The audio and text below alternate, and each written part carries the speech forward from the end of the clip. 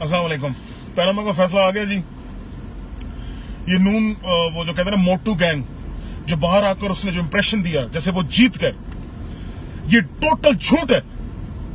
जो जजेस ने फैसला दिया, 3-2 का फैसला आया, उसमें से 2 जजेस जस्टिस गुलजार और जस्टिस खोसा ने क्लियर कट कहा कि नाअहल किया जाए वजीर आजम को, और बकाया जो 3 थे उन्होंने भी ये कहा कि जो सबूत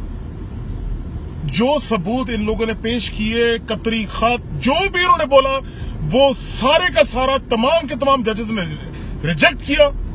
और बकाया जो 3 जजेस ने उन्होंने कहा है कि जीआईटी बना के इसको फर्दर प्रोब किया जाए, फर्दर देखा जाए, उन वजीर आजम के बच्चे, वजीर आजम खुद उस जीआईटी के सामने पेश हो और अपनी क्लियर करे जो मनी ट्रेल है, जो उन्होंने झूठ बोला पार्लियामेंट के अंदर, जो उन्होंने झूठ बोला कौम के साथ तकरीर करते हुए, उसको अपने आप को क्लियर करें।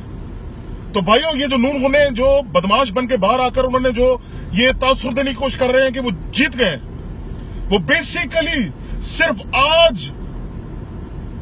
आज उनकी गर्दन बची है।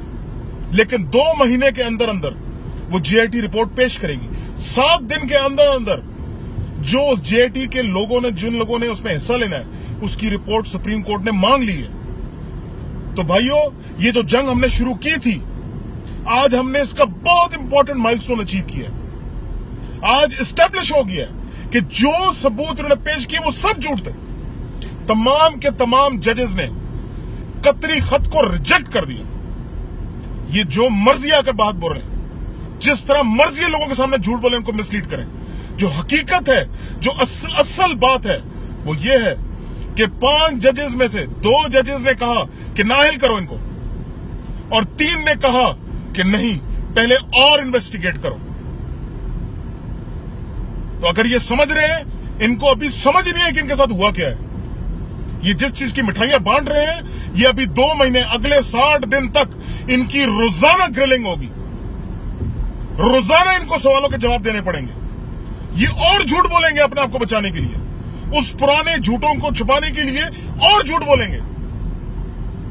तो इंशाल्लाह जो दिन में 3 दफा बेइज्जत होने का जो सिलसिला था, वो दोबारा से शुरू होगा इंशाल्लाह 7 दिन बाद, जब जीआईटी बन जाएगी। तहरीक इंसाफ जिंदाबाद, इमरान खान जिंदाबाद।